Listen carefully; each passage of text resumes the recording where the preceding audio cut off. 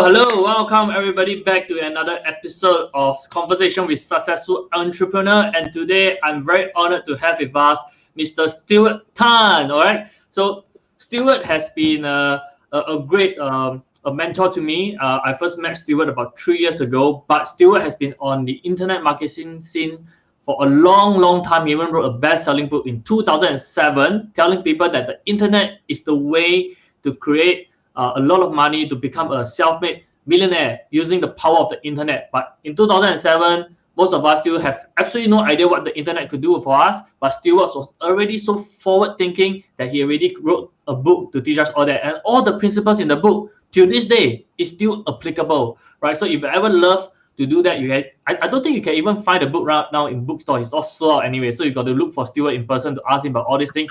But that is why I got him on the show today to share with us all these secrets that he has.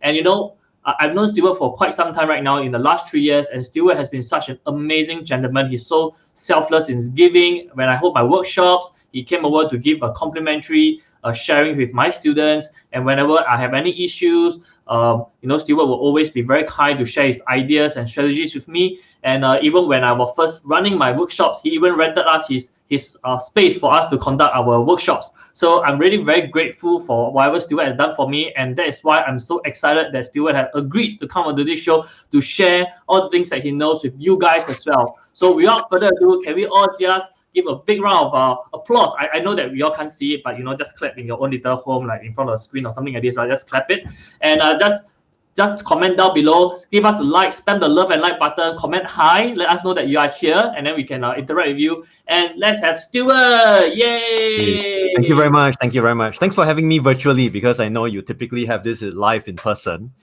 But a couple of things have happened. I've been receiving a lot of requests for coaching. So I've been doing quite a significant amount of business coaching right now. And hi, Phyllis. And Phyllis is in one of my programs. And of course, one of the critical things is now, after being used to, it takes about 90 days to form a solid habit, right? So the government has made us stay at home. So I'm just lazy to go out now. I'm also kind of like in between. So this morning I had a coaching session with another person in KL. And, I had 1 hour time frame to cook lunch, consume lunch, and then get myself settled for this. So thank you for making it possible.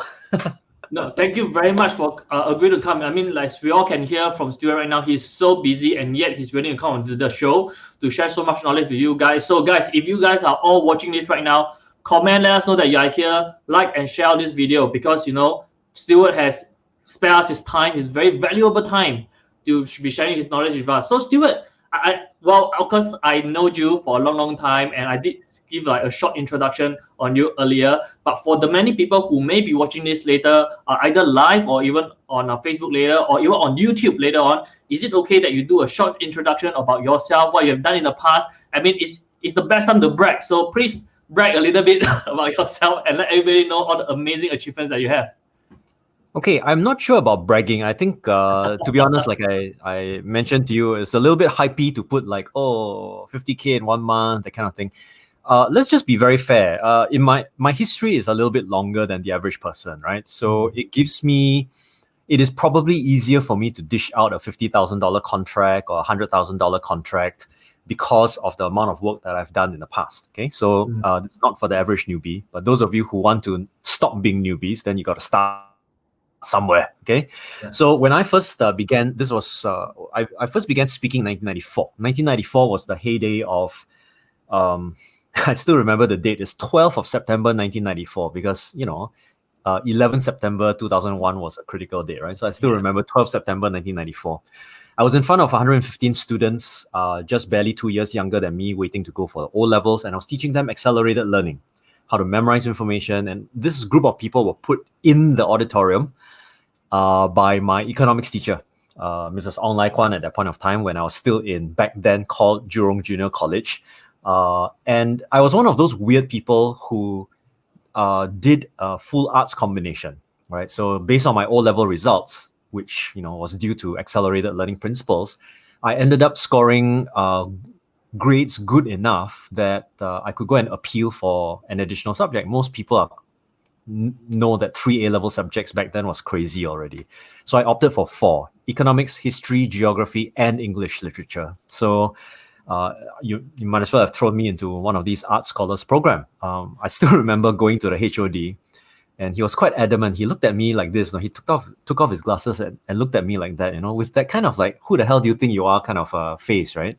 And he said, do you know that this is a program only reserved for the top students, blah, blah, blah. He went on for 15 minutes. And then I showed him my transcript after he finished running out of saliva.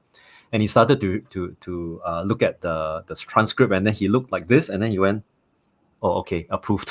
It's one of those things which was crazy. And I thought I'd do well in all subjects. Eventually, I decided to leave off literature. And even because I was so good at content, sort of like churning the content inside my head and memorizing information well so that I could do well in exams, turns out I was one of the 11 during that year who scored an A in economics for my cohort, my arts cohort. Everyone else didn't score. Wrong. Not the arts cohort, the whole cohort. That year, economics was a really tough paper. So surprisingly or not surprisingly, I got an A. So my econs teacher asked me to come down and deliver this talk. That completely sealed the deal because I'd never had 115 people in front of me before. And this was my first so-called formal engagement. Of course, they didn't pay me. Back in those days, they didn't pay me. Let me tell you how enthusiastic I was, okay? I spoke and I went on until it was about 3 o'clock. Then someone kind of like raised their hand and said, can we go for lunch? I have forgotten about lunch, right? So they just went on and they were so silent that I didn't give them any tea break. I didn't give them any lunch break. Then all of a sudden I went, oh crap, I completely forgot about lunch. So it took a 15-minute lunch break. Literally, I swear, I kid you not. 115 people rush out in less than 60 seconds, come back after 15 minutes, ready for the next thing. I tell you, that sealed the deal for me. I wanted to become a trainer for the rest of my life. And of course, right now, in the studio, being able to speak to people all around the world who might be watching this, I think it's probably one of the best skills that I've ever developed. So from there, I ended up becoming a speaker, not just in accelerated learning. I began to pick up skill sets in counseling, psychology, because I'm a counselor by training, and started to understand more of the human mind.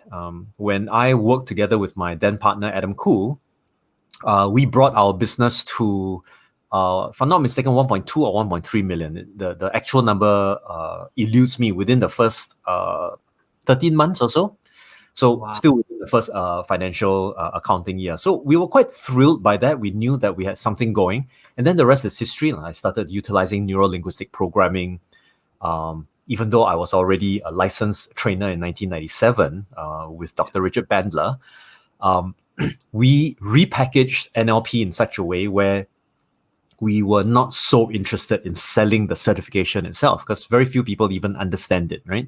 But we went ahead to create, firstly, a kids accelerated learning program, which also requires you to use some NLP in your mind, to adjust your mood, adjust your energy, especially when you're studying. Goal setting requires visualization and so on. And then we also applied it to a flagship program then created called Patterns of Excellence. And I know some of the people who are watching right now are from the Patterns of Excellence. I'm not mistaken. Yeah, so so they are there. The whole bunch of them. Right now, if I count all the countries in the region, I've personally spoken to over 500,000. I haven't really counted, but you take an average. In a single day, we might go to 3 schools: morning, afternoon, nighttime. After nighttime, we'll have a preview, right? Preview sessions. We'll have maybe back then 80, 100 people. And then because we are tag teaming, so I'll head off and speak to another group who's actually attending the training, not attending the seminar. So you're talking about a packed day of anything up to 12 to 16 hours of speaking nonstop. Okay.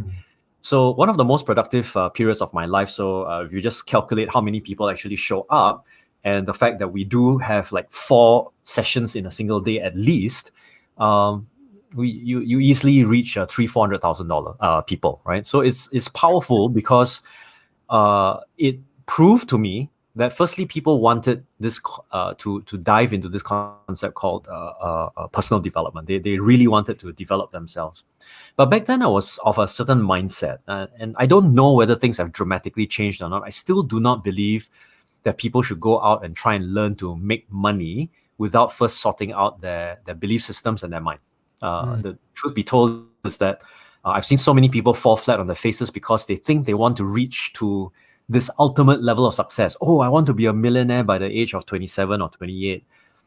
It's possible, but firstly, I'm not one to tell you that you can make money at the age of 27, 28, because I wasn't 27, 28 when I first made my first million, right? And to some people, making your first million means, cash in the bank account. I don't know how many people would be smart enough, or I don't know, nowadays, maybe dumb enough to leave $1 million in a bank account, right? You go and invest it. You go and do something with it. So there are some stringent criteria there. But I just wanted to let people know that my principal focus in life is to help people to elevate themselves and their thinking, so that suffering, difficulty is out of the question, that they no longer need to focus on those things, right? So in the area of business, I would say that I'm fairly successful based on my own criteria. I know a lot of people don't like it when they say that, you need to be, you were a millionaire before, you should be making 10 million, 15 million.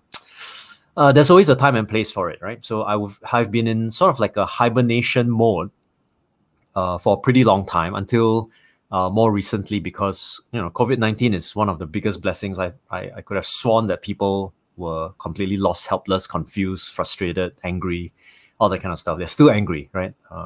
Went to Holland Village, got shut down by the government, very angry, So, but you see, that's not the government's problem. Not that I cite the government. There are a lot of policies in the government that I dislike.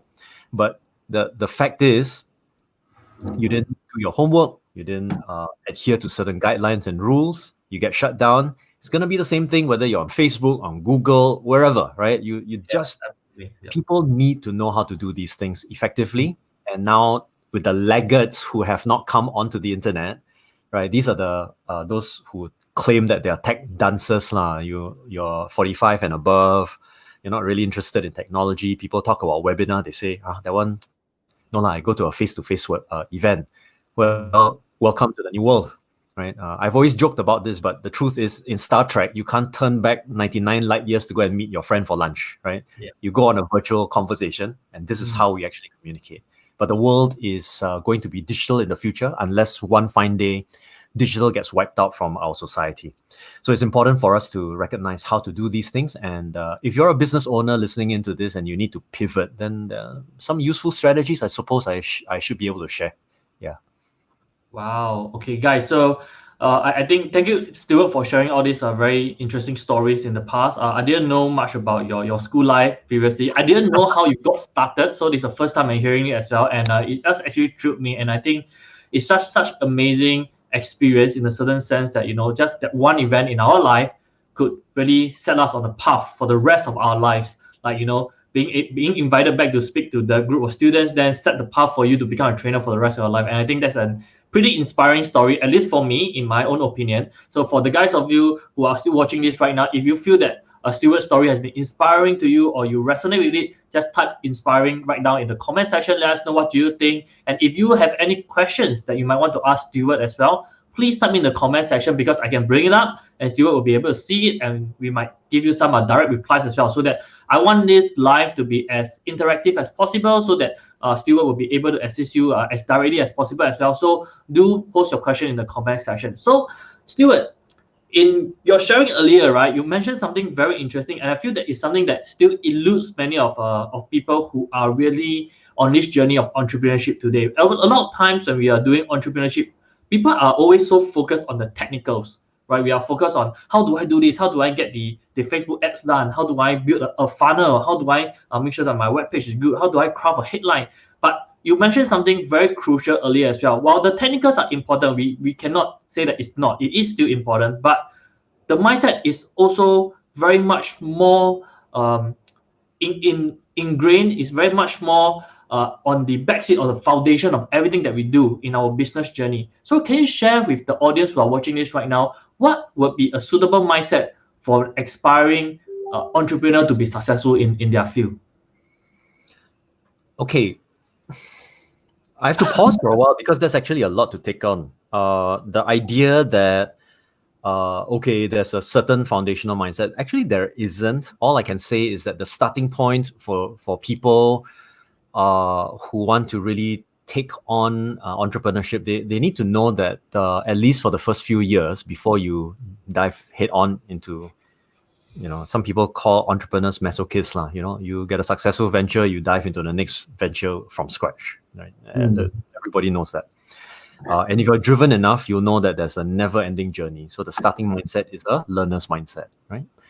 I have a foundational success model, which is called the 4D model for success. Okay, so what it looks like is basically a 2x2 diagram. And on one side is the time, whether it's a short term or it's a long term. And then subsequently is whether it's success or failure.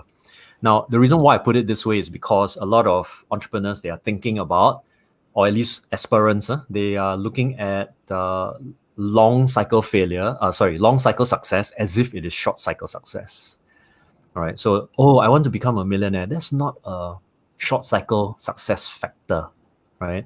Your short cycle success should be moving in the same direction. Think of gears. If you have many, many, many gears moving in one direction, that would become an eventuality, right? So it's not a secret sauce actually, but 4 dimensions. You have short cycle success, which are foundational habits. We don't have the foundational habits, we're done for. Okay, so you talk about technology, right? Technology is to a great extent a short cycle success factor. You can only use technology if you know for a fact that it's going to reduce your effort, right? Reduce your effort, labor. So, for example, if today I am typing a lead magnet, okay, I'm typing out and I need to hit something like maybe 4,000 or 5,000 words as a typical lead magnet, okay, report. So as I'm typing, I realize that I spend 7 days, right, just thinking about things, trying to systemize it in order to release a lead magnet. For some people, they think that's great because in 7 days, I managed to actually write an ebook, which is very fantastic, right? And then they suddenly realize that there are other question marks. You can't just submit a blank PDF. You need to design it. Oh, I don't know how to design it. Okay, I go and get somebody to design it for me. Or worse, I go and learn how to do Photoshop. I mean, okay, fine, you can go and learn and do Photoshop. Then that 7 days to launch a lead magnet extends to 14, 21, maybe even 4 months, right? So we are asking ourselves, do I need to learn Photoshop? Should I use Photoshop in order to move ourselves to success? Is that really necessary? Is that tool going to cut down my effort? And if the answer is, if you take on the tool and it expands your effort, then what the hell is that tool for? It's useless. Take it and throw it out the window, right? So, of course, there are things which you need to understand. That is, for those of you who already are proficient in Photoshop, okay, then that's fine.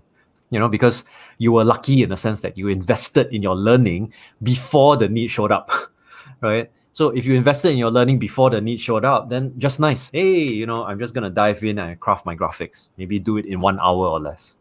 But some people are surprised. In the span of 45 minutes, I can come up with a 10-page report, have it branded, have the right kind of logos on and all that kind of stuff, ship it out. A lot of people don't see that. How is possible to do that? How can you even write anything within a 45-minute period, make it cogent and make it valuable to people, right? Why do people download? So to me, it's constant hacking. You need to go through short cycle hacks so that you constantly improve the small little nitty-gritty. I've built it down to a system where if I wanted to create content, right, I'll be able to pull out content, sizable content, right? You're talking about 30, 40-page ebooks within the span of a day, right, just to knock it out. And if I wanted to hit multiple niches, I could launch this to multiple niches anytime I wanted to. So going back to the question of technology and success, a lot of people, they try technology, but they know that they're not quite there yet. This is why they're afraid. So like every time I want to get on board this technology, something new happens. Oh, I've got to go and learn this. Oh, it's never ending. This is the number one complaint that I've got from people who buy software. They try and test the software. You know, your Warrior Plus, your JV Zoo, they got plenty of software. Go and test it out. And then after about 2 or 3 days, then it becomes like digital dust lying in the corner. You know what I'm saying? Like it's a waste of time because firstly, they get on it. Secondly, it's not like from a renowned developer or anything like that. If, for example, Microsoft Word was sold on Warrior Plus for $47 and it has all the functionality of Microsoft Word, great, I'll buy it for $47, even though it's worth maybe a lot more. But most people will buy something like maybe, I don't know, macro hard Word, right? Some knockoff, some cheap knockoff, right? That was developed in some distant part of some village in China or India or wherever, right? And nowadays maybe even Mexico. So they say, oh, this one mimics the features because they read the features. They think, oh, this is very exciting. So they are triggered to think about long cycle success when in reality they have not ironed out what they need to do in the short term. So they take on a software, they play with it, they can't get used to it, the interface is bad, and there's not enough support for it, etc. They discard it. It just becomes wasted money. Either that or they try and ask for a refund. They're so good at hustling for a refund, I realize. But when hustling for getting work done, sorry, you don't have. Huh? So what happens now with short cycle success, we need to talk about failure. So short cycle failure is inevitable, right? No one who's listening in can, swear and say that they've never made a mistake before. And no one who has ever made a mistake before can swear and say that they will never ever make a mistake ever again. No possibility, right? So embrace it now. This is your baby. This is something that you have to understand. That is, if you don't do the mistake now, then you'll make the mistake later. Especially if it's part and parcel of the entrepreneurial journey. So learning, that's why the learning mindset is extremely important. The second part is long cycle failure. So what's long cycle failure? Let's take a look at COVID-19, right? What did COVID-19 do? It pulled the rug from under our feet, right? Those who are not prepared, including myself, to be honest, my revenue went from 100% to zero overnight, okay? But it's not as if I've never encountered that before. When I first started out corporate training, and now because I'm in corporate training, I'm lazy in the sense that I'm not so interested in coming up with new products, launching products. If it's a $47 product, how long is that going to take for me to be able to match one corporate deal that I close, which is $10,000 to $16,000, right? I just need to speak to one person. Whereas this building and all that, I got to speak to 1 million people. But the truth is, behind the scenes, I've been still practicing my internet marketing, right? Generating leads, etc. Yep. So eventually what happens is this. Neither business model is good nor bad.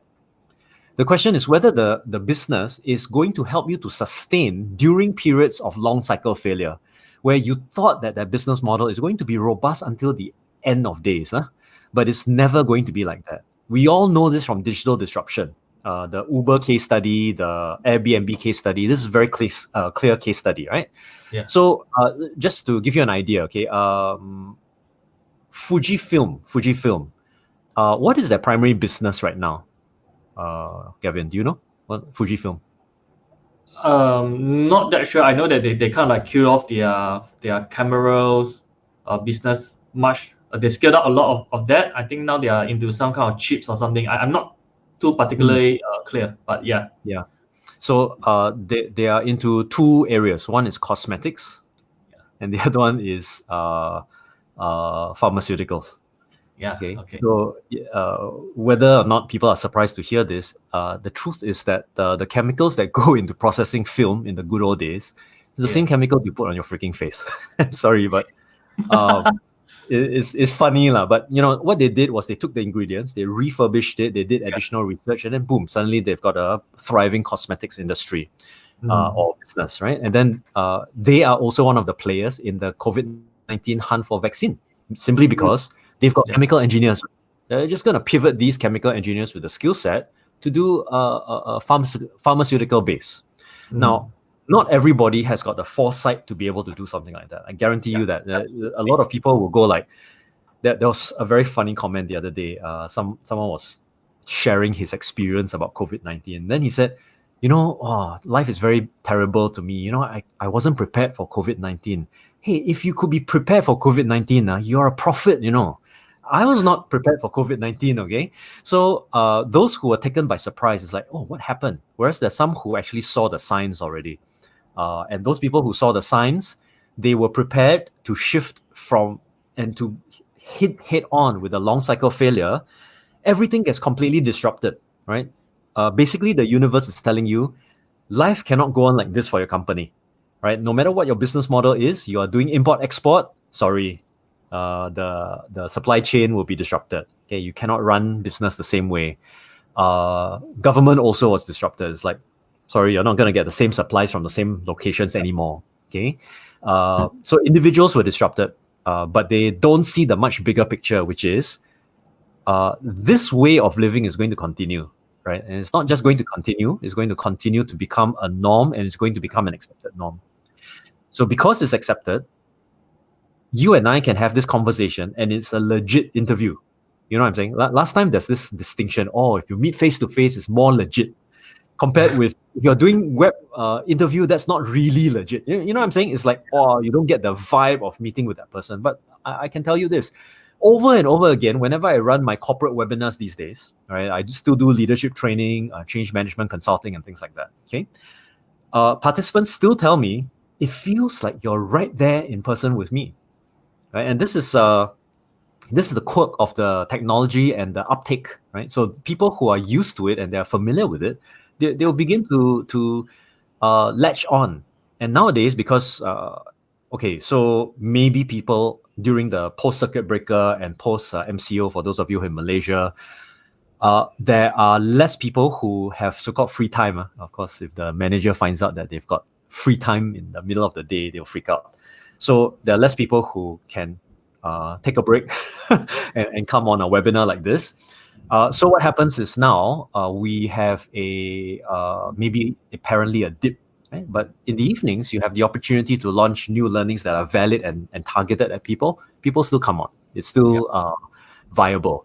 So the idea behind, therefore, not mistaking your short-term cycle needs with your long-term cycle needs. Let's not confuse that. Secondly, just because you encounter long cycle failure, that means your entire business model is completely destroyed in front of your eyes, right?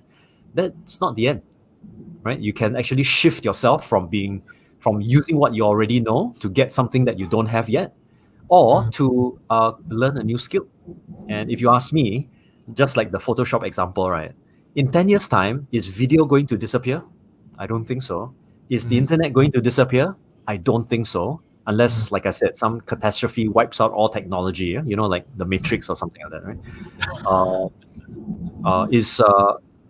There are a lot of things that when you think of, for a fact, if you learn now, like cybersecurity, is cybersecurity going to be a smaller threat in 10 years' time? No, it's going to be a much bigger threat in 10 years' time, right? So all of this points to technology, and this points to the digitization of the human mind, not the Elon Musk put a chip in your head type, but rather we need to digitize so that the mindset is centered around digital.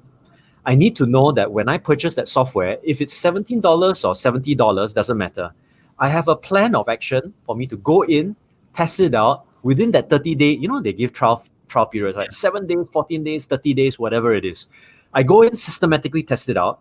And if it's not good, I ask for my money back, right? Yeah. You should be systematically doing stuff like that. The best part is if you did do that, then you're actually on your way to become a super affiliate, because you can do fantastic reviews, put it up on the internet, and suddenly you get a lot of people who are looking to you as the expert for such things. But a lot of people don't. They get frustrated with software. They go like, this one cannot be used. It's not a user-friendly thing. If Microsoft launched their product at, how much was it? $100 over, $200 over for Microsoft Professional. Yeah. And it is stable now and it's used by millions of people. Of course, they can make money off it, right? But if they launched it at $7, you probably find a lot of bugs in it, right? So if you're not willing to work with the bugs and work with the developer, they call it an agile process of production, right? So that's why Microsoft also still crashes, but not as much as like 5-10 years ago. Right? Not Last not time, Windows 95. Yeah. blue screen of that, and then they'll ask for your input, right? It's the same thing. But why is this the case? Because again, aside from the learning mindset, which is a straightforward thing, people don't know how to apply the uh, improvement mindset, which is actually is an old concept now. Kaizen, they've talked about it before, continuous never-ending improvement. If you're a master in your field, you want to hone the mastery in your field by making small little changes, adjustments. James Clear made it very clear in his book Atomic Habits, the 1% rule, right? Um, the total quality circles, it's not that they didn't work, it's just that it's been modernized now to make it look like okay, here's a scrum, here's an agile process, and basically it's telling us don't wait for perfection, just move towards progress. Do one thing so that you have the prototype, and then go out and improve yourself everywhere. But you see, this Saturday I was having this coaching session, so it was very clear that the internet, the digital means of reaching out to people on the internet, is still very fuzzy to people. And to be honest, it was fuzzy. It was still fuzzy to me 5-6 years ago, even, right? Just to think about, oh, I need to build these pages, I need to change these graphics and all that. That in and of itself was tough. But these days, you have automation that reduces the amount of effort that you need to put in. So what do we need to do? If you can actually log on to Facebook, right, you can use these type of software, but you need to hunt for these software, and you need to hunt for it so quickly and so well that you have, if someone is learning that software and it takes them 90 days to implement the use of the software, whereas you do it within 24 hours, what kind of head start do you have? Do you know that 3 months of a head start is a tremendous head start? You can literally, based on, again, depending on what kind of software you're using, right? You could literally beat your competitors into the ground just in 3 months. And if they're laggards. Same thing with COVID. When there's a disruption, if you sit back and then you go like, oh, okay, well, I've got, don't know how many months, 1 month right now, 2 months. Let's watch Netflix. Okay, let's play my PS4. Okay. Yeah, a lot of people did that, right? Correct me if I'm wrong. The first couple of weeks, I was watching Netflix, right? And the truth is that after some time, you sit down and you go like, there's something that's not right. You really think properly about it. Now that the circuit breaker is starting to lift, right? We're phase 2, phase 3 coming very soon. You're already hearing secondary news about the second wave. And it's hitting people. It's hitting people in China, even from the original source. That's why they shut down Beijing for a short while. It's circulating. So some people are saying, oh, please, once we get the vaccine, we will be saved. Hello, there are 6 million people in Singapore. How long do you think it will take to vaccinate 6 million people? Even if you could roll it out to every known clinic and every known clinician in Singapore, it's still going to take some time, right? Think about the administration, think about the queues, think about the, it's mind-boggling to me. So people don't understand some of these trends. It is better for you to make use of the time that you're given rather than to wish for the time that you're not given, right? Same thing with your strengths, your capabilities, and so on. So this continuous and never-ending improvement cycle is something that I learned from Mark Joyner. He calls, those of you who don't know Mark Joyner, he's the godfather of internet marketing. He learned NLP through me. And, we spend a lot of intimate time running through, on my side, I'll teach him NLP. On his side, he'll teach me business. And he said that everything that happens is in cycles. So whether you're generating leads, whether you're improving your technical expertise, like for myself as a speaker, I need to improve my technical expertise. Even if I improve it by a slight bit, the fact that I am an expert and I am still improving simply leaves other people in the dust, right? But I don't think a lot of people have that kind of rigor and that mindset. They feel that if I wanted to launch a business, I must launch it perfectly, or I must launch it with great success immediately. But that's mistaking long-term cycle for success for short-term cycle success. If you want to do, if your dream is to lift, let's say 200 kilograms in a deadlift, right, in your gym, then, but now you can't even lift 10 kg, you can't even lift the Olympic bar off the floor. Sorry, start by lifting the Olympic bar off the floor. Okay, it's embarrassing, fine. embarrass yourself. No? You know you're going to get to 200. Then embarrass yourself is fine, because the other people who are making you feel embarrassed may be the people who can't even lift 5 kg, right? So you just keep doing it. It's one of the things that I learned from my fitness routine. Just keep doing it, keep doing it, keep doing it. A lot of people are afraid of failure, but the decade has come where you must fail quickly and in a structured way, and you must collect insights from your failure, because it cannot be that people arrive at perfection immediately. The failure points, I know it sounds like an old it's said millions of times, failure is the mother of success kind of thing. But let's put it this way: you must be able to deliberately test so that you know what the failure points is. So the mindset is, some people want to learn so that they can do. Okay, they learn so that they can do. Okay, fair enough. But that's an examination mindset, and that's only for very, very predictable outcomes. Predictable outcomes such as examinations, such as interviews. I'll say job interviews are similar for things like driving test. Okay, so I know that I'm going to get into a vehicle that's structured like this. So I go and prepare, then I go and do it. Okay, that's fine. But welcome to the world of VUCA. Volatile, uncertain, complex, and ambiguous. Yeah, VUCA. What planning do you have? There's no planning to do. Look at the government. If the government could plan, okay, point A to point B, they would have come up with a solution a long time ago. But they don't. They're wait. So literally, it's a wait and see. We do first, then we wait and see. Is there any result? No result, then we'll change. But it's guided based on certain principles, right? So that's how the businesses that are being run today should go. I go this way. I spend 5 meters running in this direction. Did it have any tangible results? No? Okay, then I need to figure out which other directions. It's very tiring initially. So you can't expect early retirement, right? So if you're just a complete newbie, and suffice to say that those of you guys who are listening in, you know what I'm talking about because you've been in the business for a long time, okay? So if you are a newbie and you have to restart all over again, I guarantee you put your system in place first so that you know that even in testing and failing, you know which direction you're testing and failing. That way you're getting closer and closer to your goal with each passing day, right? So why does catastrophic failure take place? It takes place when you have a fantasy of a long-term cycle happening in a short-term cycle phase, and you're implementing people who have got no clue. You're hiring and implementing things that people have no clue what to do. And you yourself are not sure what is the next step that needs to be taken. So that will end up in catastrophic failure. Now, I've encountered that a couple of times in my life, and I know that that's not fun to be in. You lose, you end up, my greatest loss has been, initially I was very proud. Wow, we lose $300,000. You know, it's like a mark of entrepreneurship, you know. But now I understand. I have put in, things like $250,000 cash into the business. Didn't work. When to pull out a loan, $200,000, still didn't work, right? So shut down that business, no? Go back to the basics, start all over again. Why did that happen?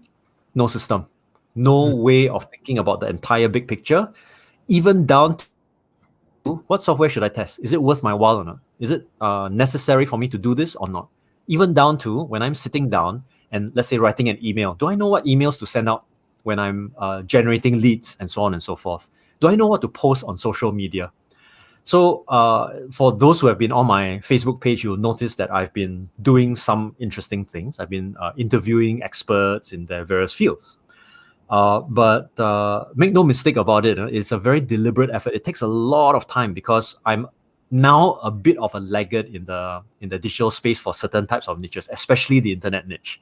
Okay, but make no mistake about it. I know what needs to be done, and I know how to get back into the game as quickly as a couple of months. Those who want to get there in a couple of months, make sure that you've got the foundations right. And this is where people like Gavin, I think Edmund was on the session earlier on. He made a Wibbit comment. I saw that. So these are the people who have been educating a lot of the newbies for forever. and yet there's still even more newbies. The market seems to be very kind. I don't mind training newbies because I know that they face a lot of issues just starting out, and I know how that feels like. I've been there myself too.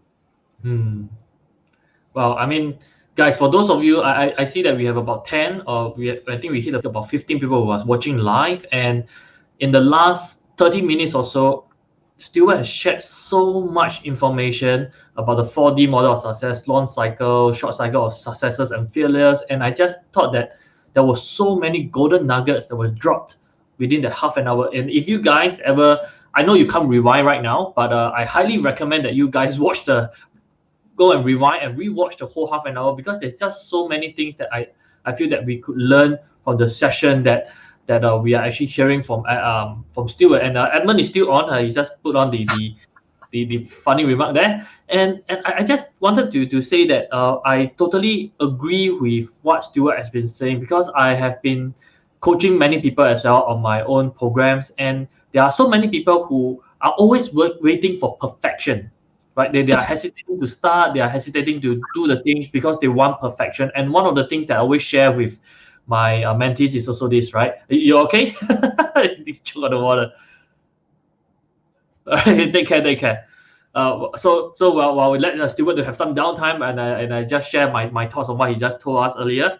So it's about getting things done first, and it's not about getting perfection on the very first go. It's about moving towards perfection. We will go ahead, get started, and we slowly progress and we tweak along the way. And this is the mindset that I really always tell my mentees to do as well. And the other part that I like to agree very much on what Stuart has mentioned is this: a lot of the business owner that I've been talking to over the last 2 months is that they are still so resistant to change.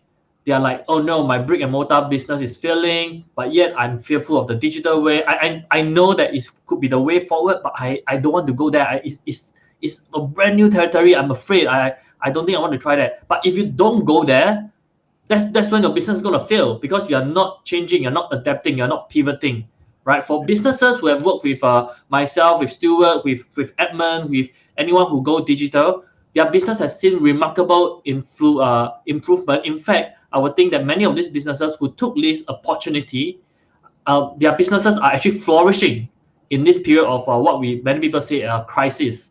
Right, and we see people like in Singapore context. I actually love this idea of Wang Lei. He's a Ge Tai singer, right?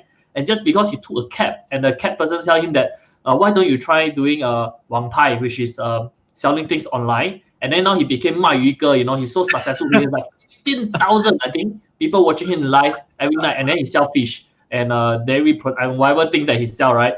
And it's about the willingness to adapt. So I think the mindset is again, like what Stuart mentioned, is very key. And Stuart also shared about the short cycle of failures and things like that. And I really want to put this out there. Many people are afraid of failures, but as Stuart mentioned earlier, and myself, I vouch for it. I believe many of the entrepreneurs who are watching this right now, we all can vouch as well.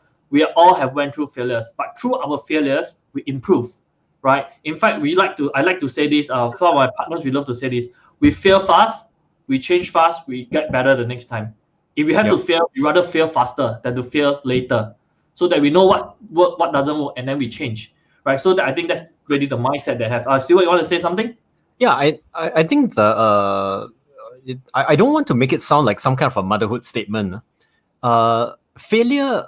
Okay, so let's just say, for example, you want to launch a product. A lot of people are very keen to launch, let's say, a digital product or e-commerce or whatever it is.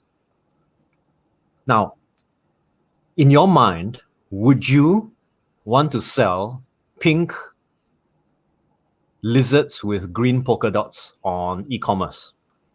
Okay. Now, I mean, from a rational standpoint, you go like, that is either a weird niche or a very high-risk niche.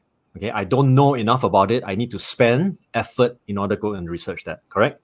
So the real question is, why in the world did I start thinking about that? Why don't I just think about, like right now, web cameras? Do you know that at one point of time, I wanted to buy this camera? It was sold out, and I'm using, you take a look at the quality, right? This is 4K, all right? This is like top of the line. You'll never find another camera. And sorry if this sounds like an endorsement for Logitech, but this is I cannot find any other camera. Even the China cameras, they say 4K, not really lah. So trust me, I've bought a lot of cameras. I got plenty of them lying around here. So just testing, and I know that it's not gonna work. You know what that reminds me of? Oh, buy the $7 software, maybe it'll work. Or buy the free plugin, or download a free plugin, maybe it'll work. And then you're messing around, compared with taking a look at the big trends, the ones that are obviously working. For example, you know for a fact that Singapore has an aging population, right? And you know for a fact that Singapore has an aging population that is underserved, right? So if you put your head together, you should be able to come up with a service model or maybe even a product model that caters to the elderly, because it's an eventuality, you know what I'm saying? But the problem is, and I tell you, there's some people who are making insane amounts of money just catering to, you know, those people's association type, how to use your handphone. Yeah. I'm like, what? You know, of course, granted, they have the patience and the linguistic capability to translate, you know, a little bit of Hokkien there, a little bit of Mandarin there. I can't, right? So the $1,500 every day that they make, I won't be able to make it, you see. But the truth is that everybody will have their own strengths, and they must be able to apply their own strengths. So back to this whole question of not making it a motherhood statement. What is failure? Actually, I think we need to change the channel a little bit. I'm pretty sure that people have heard of the concept known as design thinking. Right? Design thinking is a 5-step or 6-step model, depending on which university you're from. Stanford is D school is 5 steps. NUS, they have to be special, so they put 6 steps. So the doesn't matter lah. End of the day, it's you are going into the mind of your target audience in order to be very specific about your target audience, right? This is the number one thing that people fail completely. And when I say fail completely, I'm not talking about short cycle failure. I'm talking about permanent failure, right? They say, why don't I launch coffee, right? I want to sell ground coffee. And since everybody is drinking coffee at Starbucks, I will launch coffee beans, right? I'll do e-commerce on coffee beans. And while that may not have been a bad idea during COVID time, you realize that, okay, you want to launch, but that's an incomplete statement. Launch to who? Right? Who are the people who are going to be drinking your coffee? What kind of coffee is that they're drinking? Right? And the reason why this is so critical is very obviously, if you could niche your coffee so that it is a very targeted, let's say, ultra strong coffee for late night workers. Okay, then I can have a picture of the person in my mind that I'm selling to. Your difficulties, your troubles, pains, all that kind of thing. Then obviously that's where, you know, copywriting comes out. That's where your persuasive emails have to go out, things like that, right? And then the problem with most people is this: they look for the product first, and then they try to find the market for it. Right? It's like, oh, here's a good product on ClickBank. Let's figure out how to sell this. Right? And then okay, how do I sell this? Okay, I'll go and buy an email database of 3 million people. Sure, got people buy one. And then end up kena ban. So, you know, it's just one of those stupid things that a lot of people who don't understand the digital world, they will think about things this way, and then it just doesn't work very well. So suffice to say, the empathy mapping process, I highly recommend that you go and check it out. It's called Stanford D School. You can go to Google Images and find it, right? Empathy map. So you first, by studying what the population wants, making sure you know who the population is, then you define what are their problems, right? This is known as a value proposition map, where you firstly identify who the customer segment is, and then you discover what their pains and gains are, and then subsequently, based on that, you discover what are the pain relievers and the gain advancers, right? So without these two things, then there's no way for you to move forward. In fact, if you do this diligently, you will uncover niches that you never expected to find. It's very strange, but it's like that. Then you create a prototype. Oh, so this is the gain enhancer. Okay, good. I want to build X. And then they go and build. But the problem with most people, again, they build to completion. Like it takes 3 months or 4 months or 5 months and a lot of money. They build it and then nobody wants to use it. Why?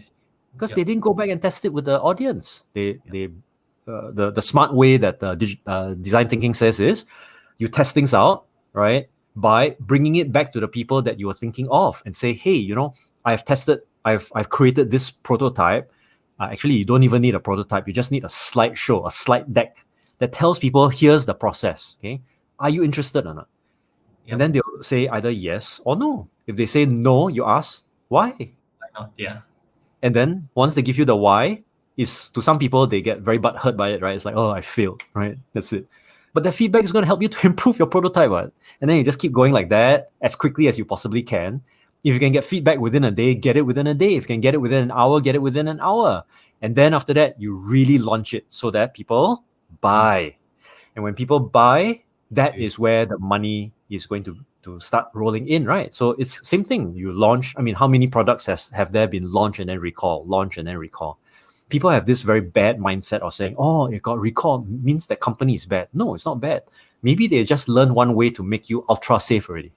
Right? And you notice some of the pharmaceutical companies, they withdraw, but it's only on suspicion of something, right? So when they withdraw, it's for public health and safety, and then they go and retract, go and revamp their formula and then bring it back in. It's natural. It is, in fact, the Microsoft way is it crashes, then they collect data from the person who suffered the crash, i.e. myself, and then they use that to, okay, I will make sure that it doesn't happen again. Right? So significantly improved over the last 10 years. Is it bug-free? No. And then you still have to contend with, if you didn't put your settings correctly, you'll reboot your computer at the most inopportune time. Yeah. Okay, which again is a digital competency. You need to figure out all those things. So I hope that people don't mistake failure as you just anyhow go and do things, but rather to be very, very clear, you are doing it in a very, very deliberate fashion. It is a system. And if you cannot see the system, then either get a coach or don't start business. The reason why people are employees is because they are given a very specific, okay, so this is the whole chunk of business, right? They're given a very small purview into a business. That's why a lot of employees have got complaints about their bosses. They got complaints about the management because they cannot see the big picture. They do not have the business acumen to deal with the big picture. Right, so they are, any smart leader will say, okay, I'll apply you in accordance to your strengths. Okay, so if you are an engineer, I deploy you as an engineer. If you are a HR person, I'll deploy you to a HR person, which apparently is not very essential during these periods of time.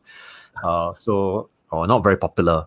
So I need to warn people, if your work ethic in business has always been, this is my boundary.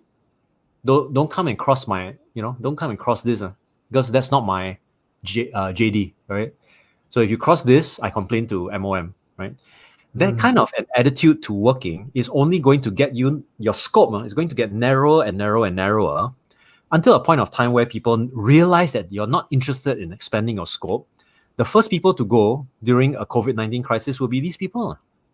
Right? Because you're not taking on additional responsibility. You're not learning beyond boundaries. How to run business like that, right? Seriously, you want to sell what? Pen. Even if you wanted to sell a pen, you need to know the basics of, okay, how do I approach the person? Why is this pen useful for him or her? I'm not going to do a Wolf of Wall Street, don't worry. How many should I stock? How many should I buy? How efficiently can I stock just in time so that I can sell just in time? People don't consider those kinds of things, but it has to be a system. For example, if I know that every day I can sell one pen, okay, and I have a certain cost to bringing in X number of people, then I should be ordering, let's say, 7 pens in advance. So I can order 14 pens if the shipping cost is low enough, right? Then I can sell these 7 pens. But most people don't think of it as a flow and as a process, and that's why they will fail in the business. And they treat the short cycle failure as long cycle failure. It's like, oh my goodness, I'm useless, I'm worthless, I'll never be able to make it. Okay lah, but my main analogy is babies. Babies, you never see a baby being born and then suddenly stand up, walking and talking. Hey, dad, what's up? You don't see anything like that happening, right? So it's impossible for a baby to do that. Okay lah, maybe aliens. But the baby has to go through several cycles of falling in order to stand up. Why do I say falling in order to stand up? The fact that you fall and you want something, right, and you stand up, it actually strengthens the muscles, right? So it's through the falling, that's why they become stronger. Yeah. Right? Then do what they can, crawl, squirm, whatever, and then eventually they'll find a way to stand up. And I think we need to look at failure in that sense, that it is the failure that will make you stronger, make your insights clearer, and more importantly, the baby never ever just sits down there and then cries and says that, well, I'm going to be a failure for the rest of my life because I cannot stand up. It doesn't do that. It just keeps doing. The muscles will strengthen a little bit by a little bit by a little bit, and one day it will stand up, right?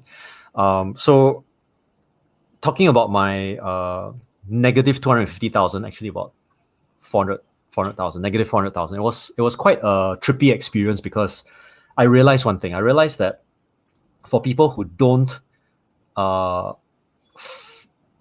structure for failure and they don't plan and design for failure, they will only think of one product and then they'll launch that product. If it works, they are lucky. If it doesn't work, which is about 90% of the time, they think that this entire industry doesn't work. And then they call internet marketers scammers and all that kind of thing, right? Yep. Sorry, grow up, okay? Grow up.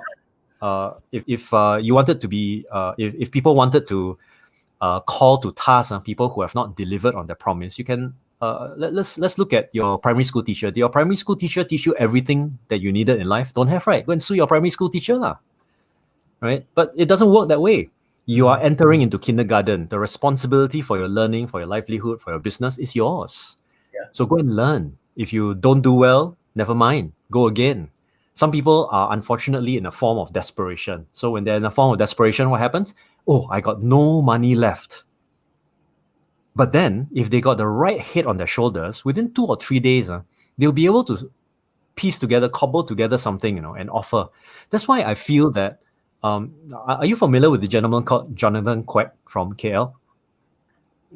Jonathan? No, unfortunately, no. So John Quek and I are friends. He I've actually attended one of his pivoting webinars before. Very, very well done. And one of the things that he said in the interview that I had with him was, some people deserve a good crisis. They deserve a good crisis because their ego is apparently unbreakable. You cannot reason with them.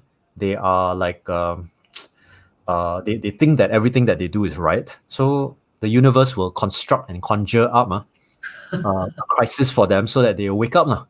It's not like I'm cursing anybody, right? Don't get me wrong.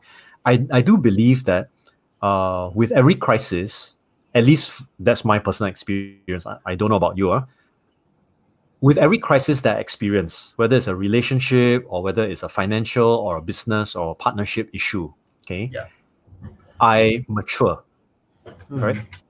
Is that the same for you? When you encountered challenges, you encountered difficulty, it was a learning experience for you, right? Yeah, most definitely. And I just like to add on a little bit to that is that I feel that many people when they face challenges, the number one response they have is that they think, oh shit, why must this be happening to me? Them, right? But in my viewpoint, I shared this in a public speaking class before as well. When something happens to me, my first response, maybe because I'm very left-brained, perhaps due to my military training, the first thing that I think of is, okay, this has happened. What can I do about it? How can I overcome this? And what can I do to prevent it from happening again? That would be the first response that I have. I might wallow in self-pity maybe for a few minutes, but that's it, right? The next step is about, okay, how can I move forward? So that's the kind of mindset that I have that has brought me through I know thin and thick in the past. And just for whoever is watching this right now, I've been through tough times as well. I mean, when I first started my entrepreneurship journey, I didn't make a lot of money. I failed a lot. I used up all my savings. I sold my stocks and stuff like this. And for those of you who know me, in fact, I also do a prior hire driver in the past just to make sure that I make ends meet. But through that process, through what I did, I continue to improve. Like what Stuart have mentioned earlier, I learned, and then now I'm earning. Right, because I improve along the way, my skill sets gets better and better, and right now I'm in a much better position to actually guide others through that process as well. So definitely, I think those failures makes me a lot stronger, and I believe it applies to everybody. Yeah, I mean, when people say, okay, so what is the fastest money that people can actually earn? I think it'll be quite interesting to see what are the comparisons. I know some people who've got the solid foundations, and they're large enough, like Alibaba. Within 1 hour they'll make millions of dollars, right? That's a large organization. For an individual, how much within what span of time? So I think it's all about the value we create. And I know that, again, sounds like another one of those motherhood statements, throwaway lines, and so on. But let's really understand what value is. If we are not delivering something that is valued by other people, that means we either haven't communicated it properly, or there really isn't a market for it, right? Like the pink, green polka dot lizards, right? If that's the case, then we need to shift the marketplace. And here's the thing, you may have been selling green lizards in the past, but it doesn't mean that in the future green lizards will be valuable or valued. So you need to find some way to enhance the value. So this is part of the self-disruption mode that business owners and business leaders need to look at. So the nature of the disruption of what goes on inside here is something where I not only need to plan into the future, I also need to ask myself, why am I doing it for now? Right. So the whole mission and the whole game of business is sometimes centered around the question of purpose, right? So I feel that if you are not delivering value for a purpose, then you actually don't have a business. So that's why the idea of vision is very heavily ridiculed. It's like, you have a vision statement, you place it on your website, but nobody knows what the heck you're actually doing, right? And that is not a problem with the vision. It's a problem with the people who are constructing the vision or using the vision. Right? So when you craft a vision, if you ask me, the reason why a leader is powerful is because he energizes people through a vision, right? The reason why a manager is powerful is that the manager keeps people on the right path, right? And therefore saves people energy and prevents people from expending unnecessary energy in the wrong directions and keeps people on the right path. Okay. So that to me would be the distinction between a leader and a manager. But if you're a manager trying to do a leader's role and all you're doing is keeping people on the path, people will be dissatisfied because they can't see, why am I on this path? Where's that road leading towards? That's why leaders are so crucial. That's why they're so important. So it goes back to this question of, do we know what value we're providing? Are we willing to accept that sometimes the things that we're providing, honestly, they're not really worth the money? So as a leadership consultant, all I can say is that when I charge a certain amount, I'm very clear about what deliverables I have for the HR business person, right? Kylie just said something. What's wrong with motherhood? Mother of wives and guide us through failure. I don't think Stuart meant that. It's just that Stuart was making a motherhood statement. We have nothing against motherhood. I think we have immense respect for mothers. So Kylie, I hope that kind of explain where we are from. I think you probably misheard something. So respect and love mothers. Although it was Father's Day yesterday, but we love our mothers as well. And by the way, Stuart, I mean, since we are on that topic as well, I hope we clear that out with Kylie. If it's okay, Kylie just type okay in the comment section. But now that we are on this topic, right, I think in the market today, there's many people who talk about not knowing what the market, when providing the needs, right? We are providing what the market need, but why am I not making the money? So I have this video that I've done recently where I discuss about how we should be creating value for people by providing what people want versus what people need. What's your take on that? Do we, as a business owner, as an entrepreneur, what do we want to focus on? Do we want to focus on what people want, or do we give what people need? Personally, I don't think it really makes a big difference. Why do I say that? Again, some people, okay, when some of these guys are gonna watch this replay, they're gonna bash me. But okay, so hear me out. the first thing is you can make a case for selling, like what a lot of people say, give them what they want and then sell them what they need, right? That I understand that concept. But if you're just starting out, if somebody is just beginning the journey, Yeah. the simplest thing to ask is, can I solve a person's problems now? Can I solve a person's problems? As far as I'm concerned, they boil down to three major categories, right? Can I help you to save time? Can I help you to save waste, right?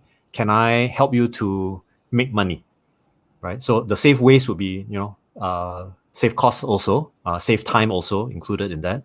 And then can I help you to make money, or can I help you to generate better returns? Okay. So if you just boil it down to these three major categories, then you have to ask now, what does the product serve? If let's say you're in the dating niche, what is the biggest problem that you're solving? If the problem is people who are not getting dates, then and you find a way that helps them to get dates in half the time, and people want that product, whether they want or they need that product doesn't matter, as long as it solves the apparent problem that they have, then you're in the market for it. But if you're saying, I want to do, let's say, the standard dating package, you go for a blind date, and then you meet up with each other, that kind of thing. Okay, fine. On top of that, if you're if there are already well-known players in the market who are already doing something like that, like for example, Violet Lim runs Lunch Actually, right? Amongst other things. So if that's the case, then you most certainly need to have a value proposition that is viable. It's not like you're just copying another business model. I mean, why would I want to have someone? Let's say you wanted to create a fast food restaurant. Instead of McDonald's, you call it Dom McNalls. Okay. So now you're running Dom McNalls next door to McDonald's. And then people are wondering, what the hell is Dom McNalls? But you're selling exactly the same thing, right? Every single thing on the menu is exactly the same. What's missing? Branding. Firstly, why should I trust you, right? Yeah. I don't know you. Why should I trust you? Secondly is, are you proven or not? Not proven, then don't talk now. I'll just go to McDonald's because it's already proven. I close both eyes. I know the quality that I expect. I won't suddenly have a fish burger that is like made of rotting fish or something like that, right? So people need to recognize that the issues surrounding starting up something completely new, you can find a market. You can go like, wow, this is a very big niche, or this is a very valuable niche. Nobody's discovered it. Fine. How do they know you? How will they consume from you? The other day, there was someone who was making a comment about the cats in Holland Village disappearing. So I went to Holland Village once. I tried to feed the cats. I mean, I know we shouldn't feed the cats now, but just buy them a treat. Just be humane a bit. And some cats, they will lap it up because there's this inherent trust in them. But I tell you, there are some cats, when you try to feed them, they snarl at you as if like you destroyed their life. You were their enemy in their previous life or something like that, and you just don't know why. The truth is, in the marketplace, there are some people who are like that. Right? So no matter what you offer, they're just gonna snarl at you. They're just gonna walk away and tell you that you're talking nonsense. Fine. Are they your market? If they're not your market, fine. But is there an opportunity to cater to people of such market? Yes, there is, because there is an obvious pain. There is an obvious pain. And what do they say? If you got a pain, then straight away you think of Panadol. You go and think of a pain reliever. True. But if the obvious pain is the only thing that you're catering to, then you'll be nothing more than a Panadol. See? Whereas if I am the type where I'm working towards, so I can't remember who it was who said this. I should know, but he said the best way. I think it was Mark Joyner, if I'm not mistaken. He's in order to be to ensure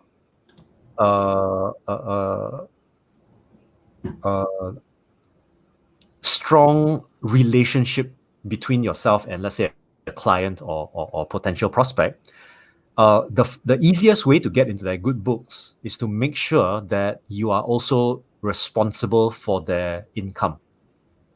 Responsible for their income. What I'm butchering it obviously because I can't remember the exact quote. But at the end of the day, you look at you look at people, let's say business owners. All business owners have a certain set of problems. In certain types of businesses, let's say small, medium business owners, they meet very specific types of problems that larger businesses will never face, right? So if you are cognizant of those issues and you can find one idea, service, or product that actually helps them to reduce this problem, then again, it goes into a question of priority list. Okay, would you generate leads for them for their business, or would you help them to generate more money? If you generate leads, you're solving half of the problem. Yeah. Yep. If you help them to make it all the way to the sale, you might be solving the whole problem. And if you can do that consistently, I cannot think of any business owner who will not kowtow to you if you can if you can solve that problem. You know what I'm saying? So at the end of the day, if I embed myself into another person's revenue stream, I'm helping you to do that. I've made a friend for life, basically. So one of the challenges with the pivoting for COVID is a lot of people, especially salespeople, they didn't know how to do Zoom sales. They didn't anticipate. They didn't even test anything out. So nowadays, home viewings on Zoom is a dime a dozen. Right? It's a dime a dozen. Doesn't matter what kind of quality of camera you use. As long as you can see it relatively clearly, you're fine. You may not have seen it in person. You can always see it in person next time. But in general, these are the things that meet your criteria. Okay, done. Right? I mean, that's the way business has been transacted over the last 3 months. Okay. Yep. Those people who are unfortunately holding back and then they're not really launching their service offerings in this period, they're missing out on some opportunities. And all I can say is that, like for example, I know some people who during COVID they went into e-commerce and they made a killing because they knew exactly what were the problems that are being faced. Like you want to get toilet paper, right? You want to get hand sanitizers. All these were in great demand, although the margins were really, really low. And then you didn't realize that storage cabinets are going to be so important. Tables are going to be so important. Why? Because people suddenly have to work from home. They never thought about working from home. Then the storage, you suddenly need storage. You suddenly need a printer, and hopefully not a very expensive one because I can go back to the office once this is over. Right? Give me a cheap printer. Those things were flying off the racks like nobody's business. So were people able to keep track of all of these things? And of course, in COVID, there are a lot of industries that were affected, but there's some industries that are not affected. In fact, some industries thrived. Right? Alibaba's, your Zoom, right? They were thriving in the digital industry. The certain the mining industry was thriving. The food manufacturing, especially like frozen foods and stuff like that. Do you know, I wanted to buy ice cream. Do you know how many times Lazada was out of ice cream? You cannot imagine. It's like they were out of ice cream. You know how many times I went to cold storage and they were out of ice cream? It's like, what the heck? So to me, it's like being aware of the market is critical. If we are not aware of the market, then we can't put our best foot forward in any kind of business. Doesn't matter where we go. Yeah. Okay, so Stuart, wow. I mean, guys, if you are all still watching this right now, if you have learned something from this interview, this fantastic interview that we have done with Stuart for the last 1 hour and 15 minutes, I just want you all to type awesome in the comment section below. And also for any of you who have any questions that you might want to ask Stuart at this point of time, this is the best moment to do it because we don't have a lot of time left for Stuart. And I would really love for him to answer some of your questions directly. So if you have anything, please type in the comment section so that I can get Stuart to address those.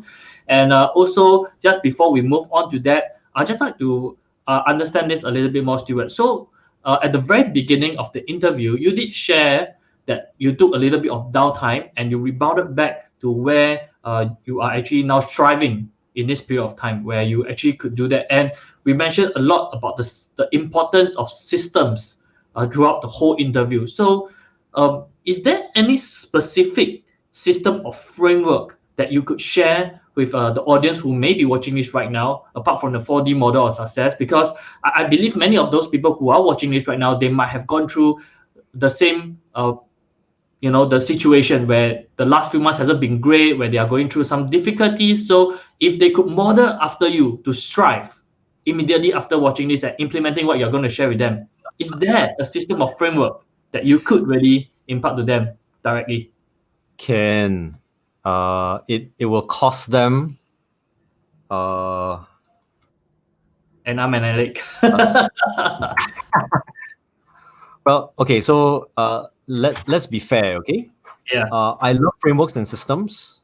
I don't mean to hold things back from people, but do you really want to build something on just a 15-minute explanation? And the answer is no.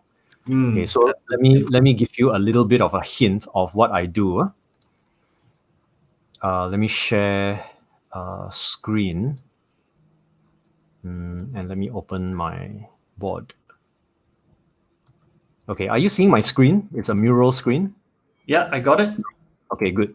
So I just want to let you guys know that I'm building up different kinds of things. Every single one of these represents a system. And all of them, like even target audience analysis, you can see this here. I have lead flows. I track my lead flows. I know exactly where is going where. Lead magnet creation, I've got an entire lead magnet creation process that's listed here. My digital walkthrough is like this, okay? So if I were to open this up, it'll basically confuse the hell out of everybody, okay? So I am, things like product to market fit analysis, things like that. Okay, so even things like moving my office, because I'm no longer going to have my office. Who wants an office now? So just to let you know, I spend a lot of time looking into the elements of the business.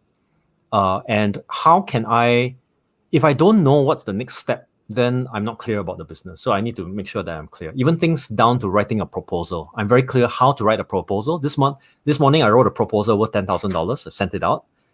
Probably going to win it.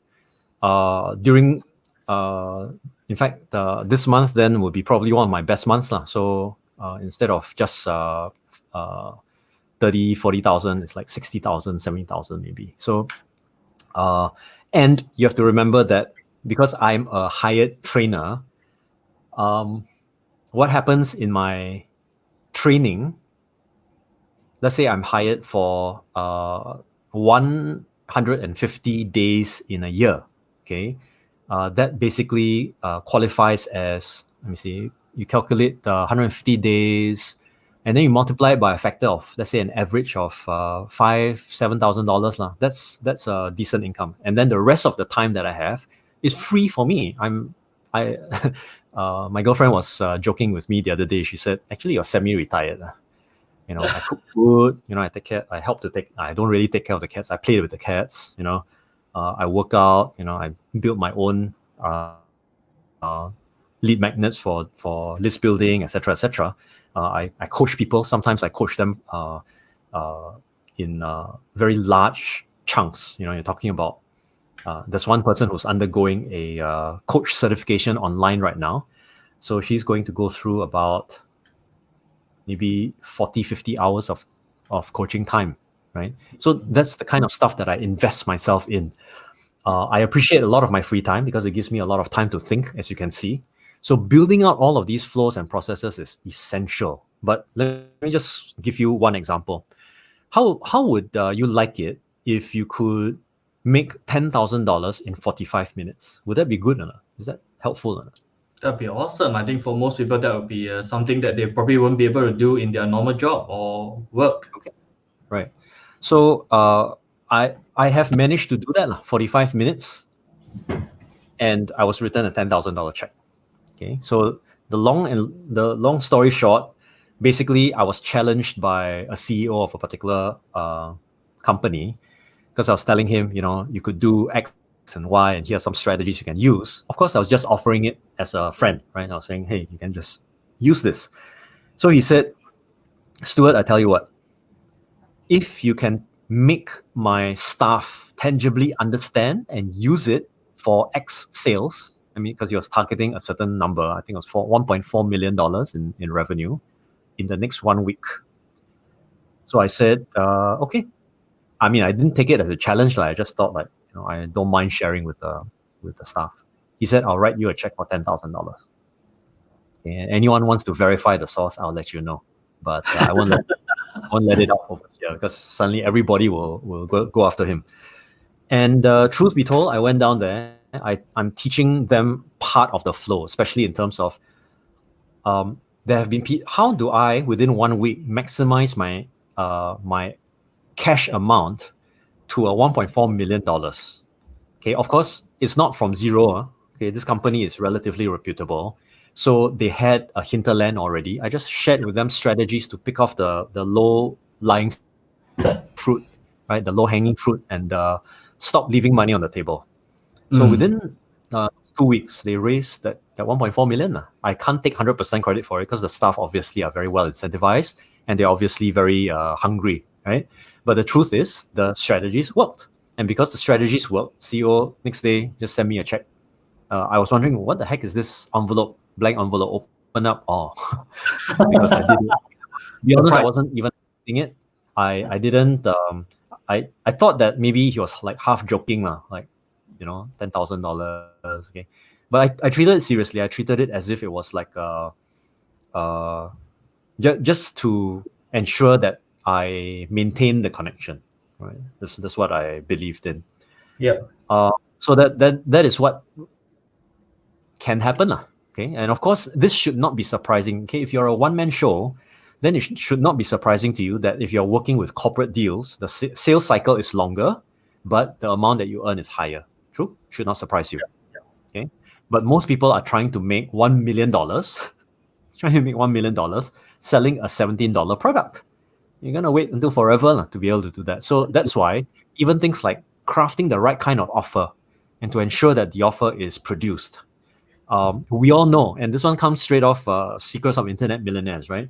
You have a landing page, which last time they used to call a fly catcher page or a name squeeze page, etc., right? All sorts of funny names. Now we know it's a landing page. So even landing page is also called a lead capture page. So you capture the leads, you offer something as an ethical bribe, you drive them into a database, and then you sort of like warm them up, right? You establish trust so that you fulfill the criteria of know, like, and trust. Yeah. Right? It's a standard thing in the online world, and in fact, offline also they do that.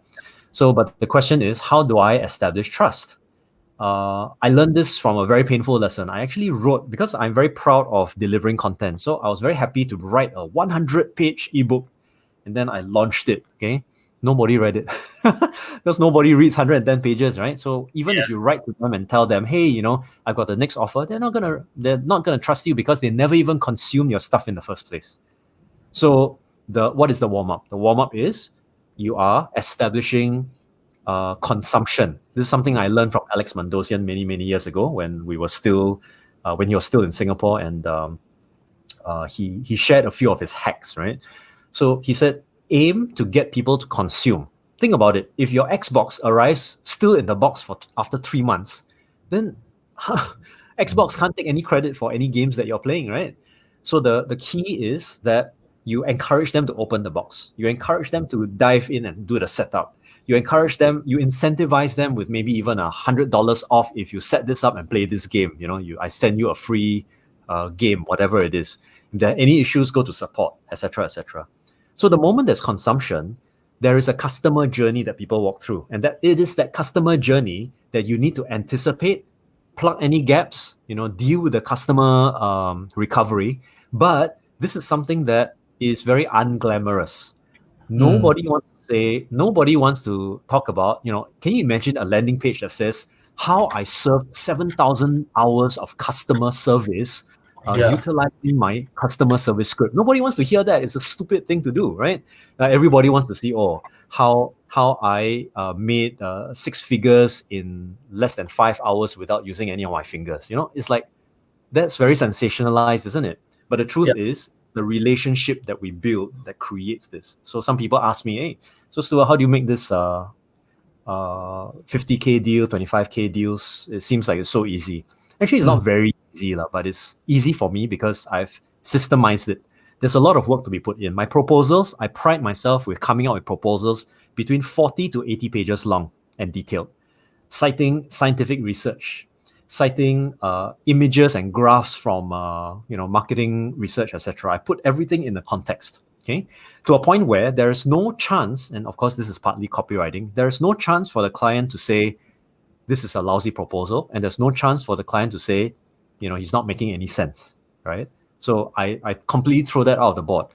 But I've also realized that there's some clients who only want a one-pager. So then I do both. I do a synopsis, one-pager version, and then I do the detailed version. Because if I write the one-pager, they can accuse me of not being diligent or conscientious enough, and then they can kick me out. So I'm always prepared, right? And I know for a fact that organizations have money to spend. Otherwise, they wouldn't be able to hire so many people, have such rentals and stuff like that, right? So, and they have a pre-existing business model.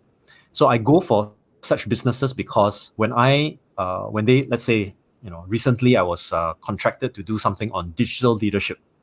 Sounds very funny, digital leadership, but the truth is that leadership doesn't really change, but the idea of digital leadership causes people to become very confused. It's like, how do I lead people on Zoom? So maybe I should write a book called Zoom Leadership. I think you should. Definitely be a hit. Precisely. So the proposal I wrote was for webinars. How to run a webinar to get the leaders to practice certain types of things. Basic team hygiene, getting people involved in conversations and maintaining the right kinds of conversations, reducing negativity. Seems like very straightforward things, but a lot of people are when they get stuck in confusion and frustration, they cannot think clearly. So they need a system to outline the steps for them. Okay, first week, day 1, do this. Day 2, do this. And then when they see the big picture, they go like, oh, so it's supposed to be like that, right? I mean, how many times have you seen? Just now, I just watched, because I was having lunch, right? And then I saw this guy trying to sell an e-commerce software. I don't know which era he's in, but e-commerce software is passé already. Obviously his offer has not really, he hasn't kept track with the trends. Maybe he'll still make some money in terms of e-commerce software because of laggards, right? But he's not a very well-known person in the market space. Any case, having said that, when somebody begins to work within a digitally distributed team, okay, the fact that there are distractions, whether it's you're suddenly watching a TV, you have to be called away to some emergency because your kid fell ill, fell down, something happens at home, maybe, I don't know, wear and tear, lights go off or whatever it is, and you're called away. The individual who's called away is under some form of duress, and some under form of stress. So now, all of a sudden, I have a hinterland of companies that I can call. And I'm not afraid to share this on video because of a couple of things. Number one, I have built the relationship. I've built the relationship with many HR business partners. Well, not say many, a handful of business partners whom I am on good talking terms with. They can rely on me because the proposal that came on digital leadership was expected to be executed within 48 hours. Curriculum was not written. Okay. So I wrote it in 48 hours and I delivered 8 sessions in total. So that's where my money comes from. People know that I'm reliable, I'm fast. If they need me to do something quickly, I'll get it done.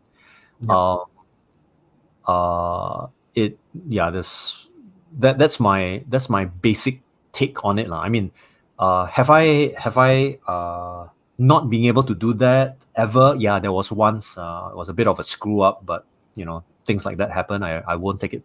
I took it personally, but I wouldn't repeat it again. And when we have things like promotions that people don't know, like, and trust us, then we can't go to the actual thing. It's like, do you have clients who love you or not? I mean, as in, like, they actually ask for you because they know that if you suffer, they will suffer, right? That is a completely different level of relationship. If anything, you should be investing in your relationship with the people who are going to provide your bread and butter. I still remember that there are some situations where I used to think this way. It's like, and a lot of trainers complain about this. It's like, why they always ask for discount, And I used to be very badly affected by discount because I always tied the number to my personal value. So from a sense that it was my personal selfish viewpoint. It's like, wow, if you ask suddenly for a discount from $10,000 to $8,000, then next time you ask from $8,000 down to $7,000, then it's never going to end. That's the way of thinking. And they'll say things like, oh, I spent a lot of time to put this together and therefore it's worth $10,000 or $15,000.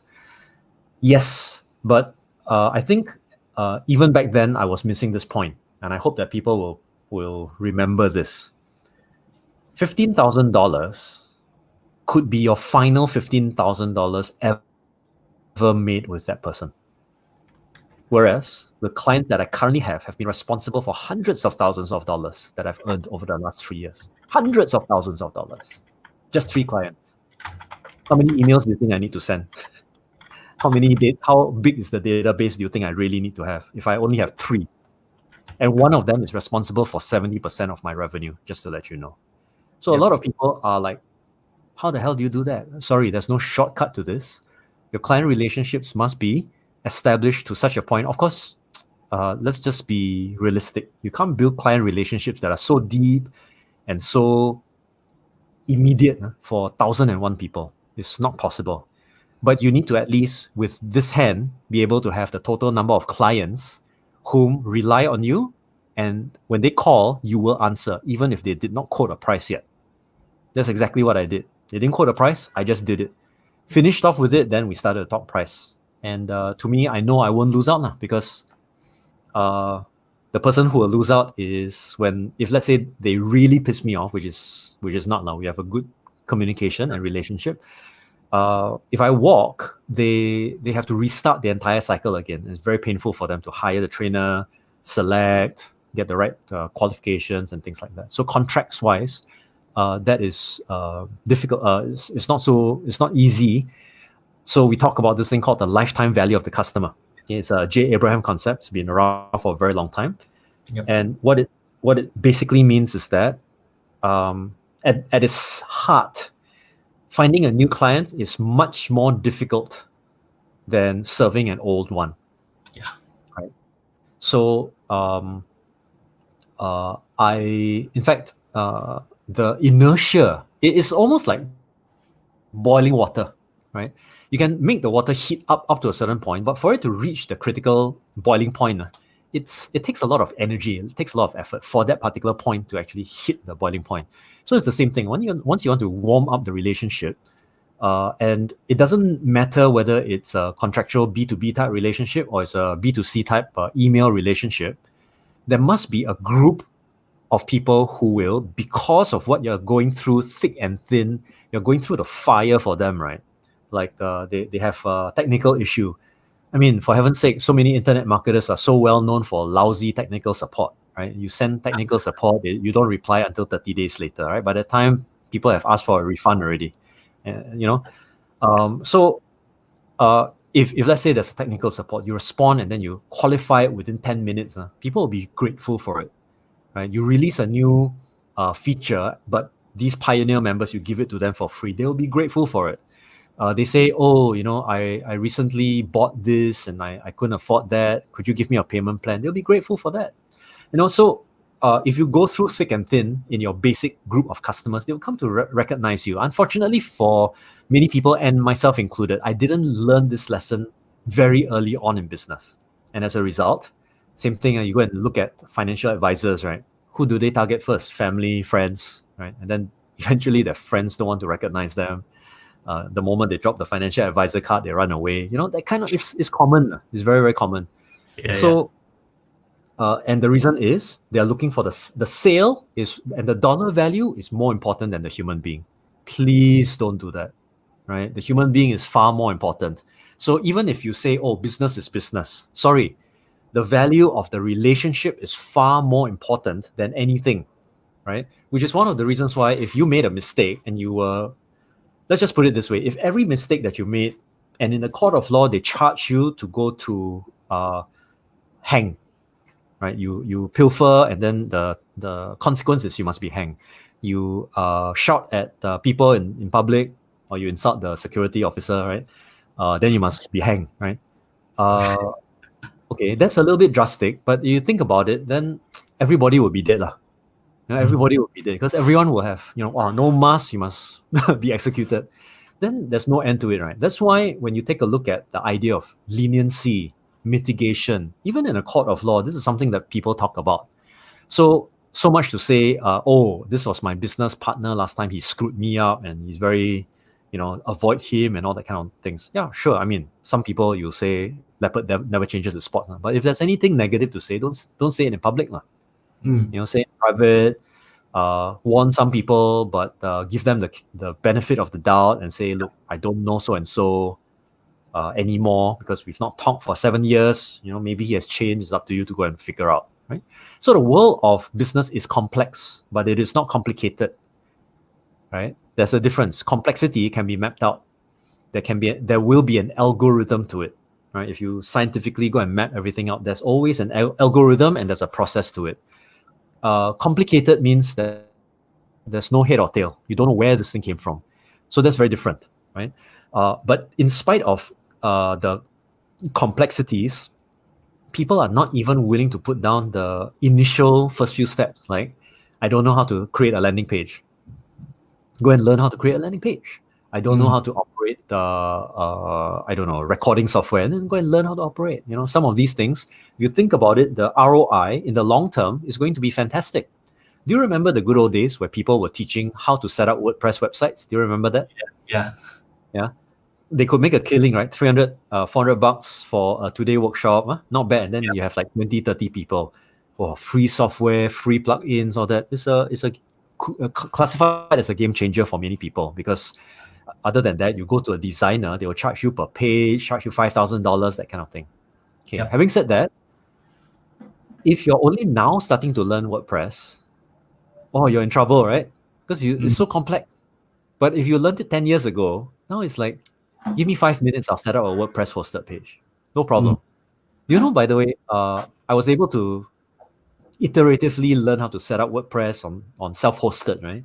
To a point where there was actually a person who was so frustrated with installing WordPress, she gave me $1,000 to install WordPress. Do you know that? $1,000. So it was funny, but when you think about it right now, anybody can do that. Almost anybody who is, barring people who might be visually impaired and so on and so forth, right? Anybody can do that, right? Now, what do you do with this skill set? Go and talk to people, build relationships. This business owner, he's suffering because he doesn't have a website. You have the skill set, go and help him build a website lah. He'll be eternally grateful. Next time, he'll pass you leads. He'll pass you opportunities. I'm sure of it. Right? So look at what your strengths are. Can you help people during this time? Go and help them. It's not as if you're going to say, okay, I take down your name. Okay, what's your email address? Okay, I make sure I call on this favor next time. All right? Okay. Of course, you're not going to do that. But if you provided the right kind of value that solved the problem, even if it's free, especially if it's free and the pain is really great, you know what people will do? They will remember you. And when they remember you, your payment will be, the most intangible form of payment will be your karma, okay? Better karma, good energy. Okay, I think that's good also, because it makes you feel like you want to continue to do the work. But make no mistake about it. What happened? You have jumped from the know you, like you, trust you to respect you or love you. Okay? So to jump to this by helping out on something that you can do very quickly, but people will take years to do it, no? Right? Yeah. If you're accounting savvy, how many business owners hate doing their own accounts? Go and help them. Yeah, you may say, but that's going to take a long time. Hello, for a very savvy finance person, it won't take very long. You know what the ins and outs, you know roughly what needs to go into the entire worksheet. You'll be able to do it within maybe 1-2 days. Just free up that time, work with your friend, right? Build that relationship, solidify that grounding. And if you still feel that is way too much, then have I ever talked to you about the concept called gravitational sacrifice? No, Gravitational. not yet. But if you still have time for it, I'm sure the audience would love to hear it. Yeah. You got me going lah. So again, hopefully to answer the question earlier on, what is that framework or what is that process? I can tell you your business and my business are distinctly different. So you need to hack your own business process to the finest level of detail so that you know and you can anticipate what problems will happen in your business and what follow-up actions you'll take after that. Of course, that's the fun of it. It's the fog of war, right? You do and then you learn. Sometimes you cannot learn so that you can do. However, there's one caveat, which is you can learn from other people. Relationship building, okay, is one of the places where you can accelerate your learning through people. So you don't know about cybersecurity, but one of your friends is a cybersecurity expert and you wanted to get in on that field. Okay, good. Meet up, buy him coffee, buy him whatever, find out what his challenges are, right? And then work towards it. And once you can identify a pain point or a concern, then don't jump into it immediately. Consider it, think about it. You know that he is, let's say, needs to go on night shift and he's a single father, okay? And then he needs people to pick up his child for the next 3 months because of this COVID thing, okay? Seriously, sit down, think about it, talk to your wife about it and go, hey bro, tell you what, okay, for these next 3 months, let me take care of your kid. You think he's not going to feel totally like, holy crap, you're actually taking on this burden for me.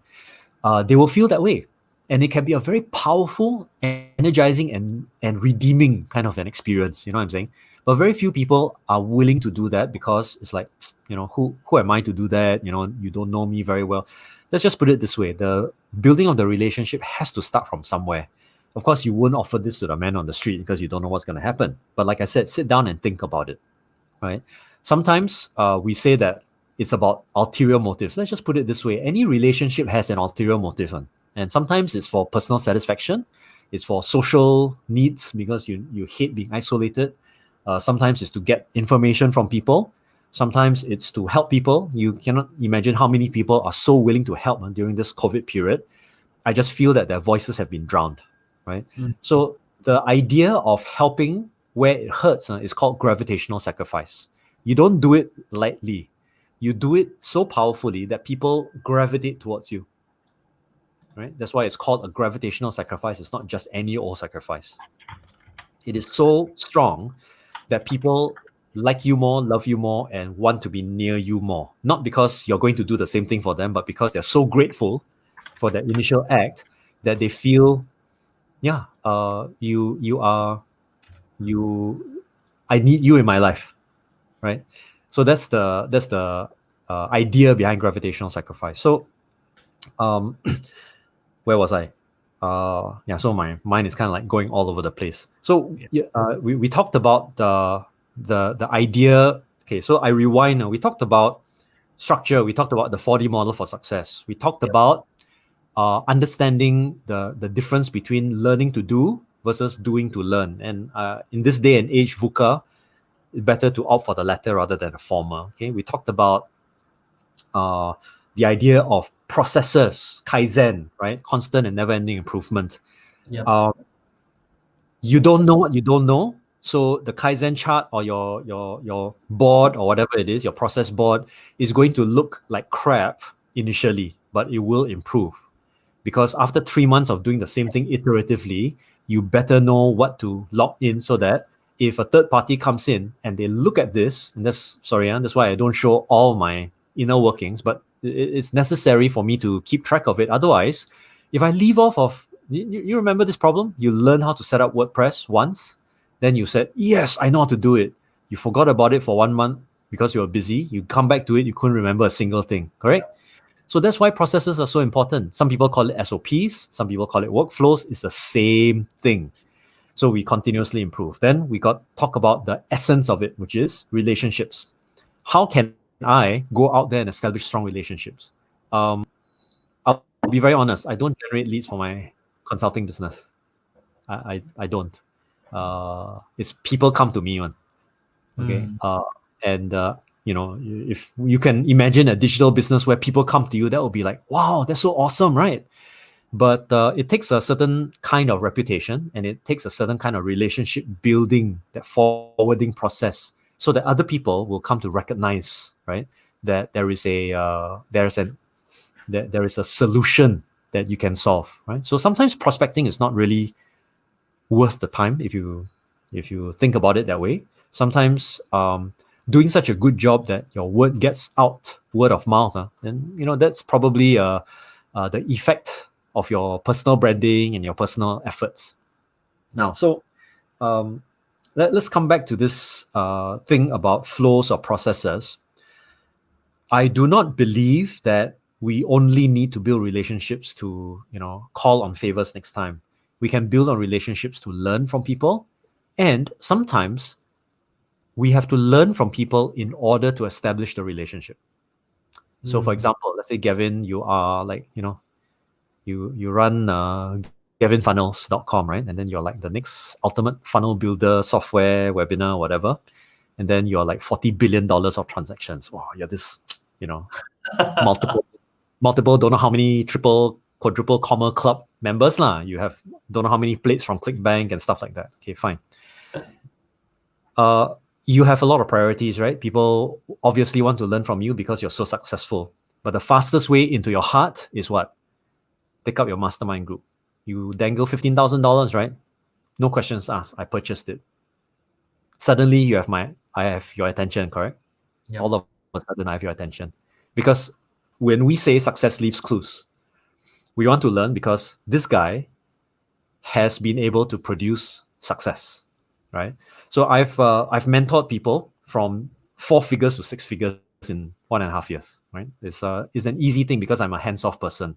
I'll look at things, I'll look at results, and then I tweak along the way. So building people up to a 6-figure is not a problem. The problem is whether the person is a fit for a 6-figure business. Do they have the character to run a 6-figure business, right? And if you don't have a character to run 6-figure business, then let's not talk about the rigor required to get to a $1 million business, right? Or $5 million business, right? So the business, to a great extent, if you ask me, is a character building process. Because, like you say, there are a lot of people who are caught up in their own ego, and they don't want to let go of their old business model. And as a result, they suffer a lot more. So while I can get in and become a mastermind group member and I can learn, guess what? If I hit it off with you, we'll be drinking coffee every other day. Right? We'll be drinking coffee every other day because you like me, you like my work ethic, you believe that if you teach me, I will be your biggest fan. In fact, I'll implement it and then I'll sing your praises. What's there not to like? You're going to like me.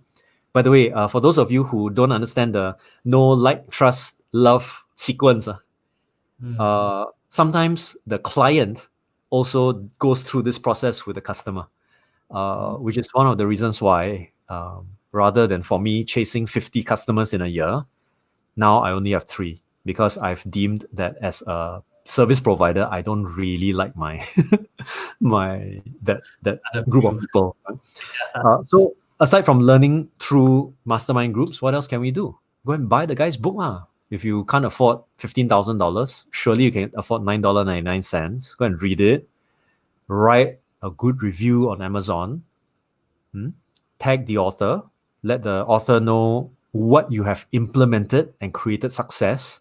You're going to make him a success. He's going to pay attention to you. You hit off the relationship. Who knows? There might be a joint venture brewing. So there are. I would like to emphasize that it is sometimes the small things that matter the most. If you don't build the small things and you don't create the cycle of small cycle success, there will be no momentum. Right? Even in a bicycle, the smallest gear matters. If you try to remove the smallest gear, your initial effort to, step on the pedal is ridiculously painful, right? So the small gear also matters. Right? Make sure that you got the small gear so that worst case scenario, you only know how to make $1. Then repeat it 1 million times. Manage your time, Best case scenario, you can one deal, $1 million. Then you rest for the next 364 days of the year. Okay. But the idea is that everything is in a system. as far as I can go. I mean, if I want to explain every single step of the system, it will take days just to explain. And even then, there are still stones left unturned, right? I'm sure of it, because the moment you look at software follows a certain programming sequence and mindset and set of operations. If you go into, let's say, MailChimp, Aweber, get response type of email marketing, same thing. You need to be very clear which function to use at what point of time. And even then, you don't use all the functionality, do you? You use at most 50%, 60%. Microsoft Word, you use 20%. It's functional for you. That's good enough for you, right? So what I'm saying is build the rigor to hack your own business down to its component parts so that you can see all of these linkages. If you can see this very clearly, then magic will begin to happen. It won't happen overnight, but you'll start to see obvious gaps, so blindingly obvious gaps that you go like, oh, why didn't I notice this 10 years ago? Because you didn't do this entire process. You didn't go and map it down, and then you didn't turn it scientific. You couldn't predict your own algorithm. So your own software crash, this software crash, right? So if there's no sense in the programming, then obviously you're going to end up with a syntax error, right? Yeah. So make sure that you go down with a fine-tooth comb, you go down and identify every single process. Like for yourself, things like affiliate marketing, that's just one way of getting it done, right? But if you can hack it deeper, you'll find that there are other gaps and other opportunities, other ways to reduce your own time spending, ways to increase your productivity, etc., etc. If you're doing, let's say, construction business, it's the same thing. That's why they have awards like the ISO awards and so on and so forth. So I don't want to belabor the point, but I cannot improve what I don't measure, right? We've heard that many, many times. But what exactly are you measuring? What exactly are you measuring? Are you really measuring? Or are you just giving some kind of broad figure? Oh, revenue $50,000 this month. Is that what you're measuring? Or are you measuring, okay, because $50,000 this month? Sorry? It's like, how do you even get that 50,000? So you can measure and really split it down the details on how you even know that process. And you can tweak it. The next year might be 100,000. You tweak it again, the next year might be 200,000. So I just love this concept. Absolutely. Yeah. It's actually a not a concept that came from me. If you go and take a look at, if I'm not mistaken, it is highlighted in the 4 Disciplines of Execution, I think, the book, or 4 Disciplines of Execution. So it talks about the distinction between a KPI and a KRI. So there's a key performance indicator versus a key result indicator. A result indicator is, or they call it a lead measure versus a lag measure. So a lag measure is revenue. By the time you know your revenue numbers, you cannot change it already, right? Because revenue is an annual thing. But your key performance indicators would be, okay, how many leads you generate, how many conversions do you have, what's the percentage of conversions, right? Yeah. So if you know that very systematically, we talk about business intelligence, it's the analytics, right, that goes into that. Once you know that, then, like you say, the ability for you to tweak one thing to get a measurable and distinct change is going to be pretty obvious, okay? But not everybody is going to be working on their business. They'll be working in their business. And as a result, I'm guilty of that myself, right? Working in the business. But for me, I've got measurable outcomes. If I know that I have to generate a report, right? I set a timer, 45 minutes, generate the report. Do it now. Boom. And then it's done. Okay. Yep. If I need to generate, let's say, during this time, one of the reasons why I have to get off soon is because I'm building a training program. Actually, the training program has been in my head for various iterations, but it's called Mastering Your Persuasion Talent. Because a lot of people don't know that your personality guides your ability to persuade. And even if you do not belong with a personality type, you can latch onto other personality type strategies to look like you belong to the other personality type, right? But it's a skill set to adapt lah. Yeah, it's just a behavioral adaptation, right? So I have crafted a process that enables people to understand the persuasive element. It's only about 3 hours long, but I've broken it up into different kinds of components. So that is something that I'm going to do in one shot today. Right? Once I finished it, is ready tomorrow. A lot of people find it difficult to even create a course in 3 hours. How in the world do I create a course in 3 hours? Not possible. Well, let's just say I've got it mapped out. I know what to do. I know what's going to happen next. See? So, yeah, I think, I mean, if I go any layer deeper, we'll extend another 2 hours. So I think I better stop here.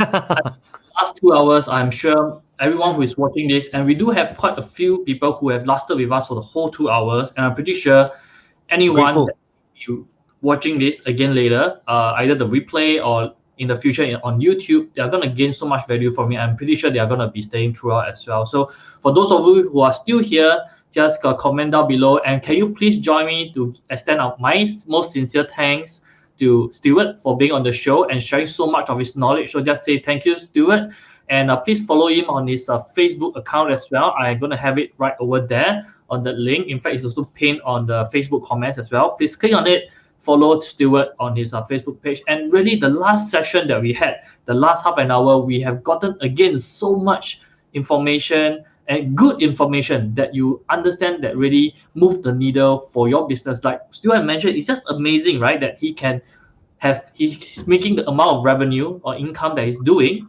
simply by having 3 clients. How many of you would really love, right, to have your business just having 3 clients is enough to sustain you forever and ever, and you know for the fact that at least 3 clients, they are not going to leave you. That's how amazing the strategies and concept Stuart is sharing with me. If I could have my clients stay with me for forever without ever leaving me, I'll be so happy. I'll be retired, shaking my leg every single day, watching Netflix. But of course, we don't want to do that, right? We want to continue building that relationship with our clients, to continue to provide. Watch Netflix together. Sorry? Or watch Netflix together. Perhaps that's how one way we could build relationship as well. So I just thought that the concept and everything that Stuart has shared over the last 2 hours has been super, super amazing. So please extend our thanks to Stuart. And Stuart, I do know that many of these people who are watching this right now or in the future, they would really love to get in contact with you. So of course, I have your Facebook page there, but is there any other way that these people could actually reach out to you? And is there anything that perhaps, do you have like a program or something that they could, learn more from you from? Could you share just a little bit on that? I have multiple programs, unfortunately. So it really depends on people. But I do enjoy helping people in the business area. So one of the things that I would like to maybe extend to people is, let me just post this link over to your chat so that you can see this. Yeah. Okay, so again, you cannot take everything in my last 2 hours as gospel. It will work for you. It's not a manufacturing system, right? Everybody, as you know, everybody's process, everybody's SOP is going to be different. But if anyone is interested to hop on and have a personal conversation with me, then I'm very happy to offer a 30-minute consult free. Just have a conversation with me, and then let's see what we can do to bring your business to a different level. If it's worthwhile, if we fit, let's get all of those things over. If we don't like each other, then there's no point sustaining that relationship, right? But if you find that it's going to be viable, you think that there are clear tweaks that are missing from based on our initial conversation, then let's have a conversation, especially with regard to how you can digitize your business and how you can still leverage off your offline contacts and your natural strengths and capabilities in order to push this thing forward. Okay, so just hit me up on my calendar. There are some pockets where cost to even spend an hour with you. Like, this is incredible value that people are getting. Thank you for extending this. It's a 30-minute one-on-one, so please don't come in a group. I might have to ask some very sensitive questions, and please don't book multiple sessions because I know who you are. Okay, so my current time slot that is available for this is going to be, unfortunately for me, in July. So I have a time slot that you can book during that week where I am free. Okay, the reason being, I'm tied up with my clients over the next this week for the next 3 weeks.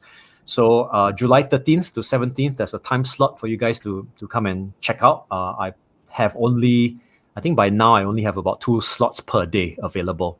Right, so half an hour, we'll make it very sharp, very targeted.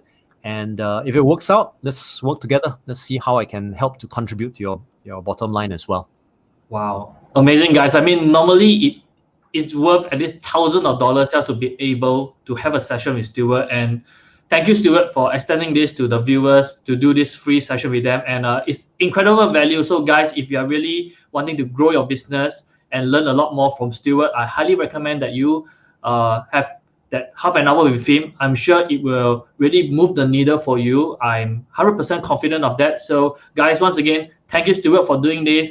And we've been talking for the last 2 hours right now, and we have gotten so much value. Once again, Stuart, thank you very, very, very much for coming onto the show. I've gotten so much. I'm sure the viewers have as well. So all I'd like to say is that, guys, if you have not yet followed Stuart, please go and follow him and get the call done. And if you're watching this video right now and you're still watching it, spam the love and like button, share it out, because I'm 100% sure that there's so much value. People will benefit from Stuart sharing. And if you're watching this on YouTube, remember to click on the subscribe button just right over the other side. I can't point to Stuart's face, but it's going to be somewhere down there, right?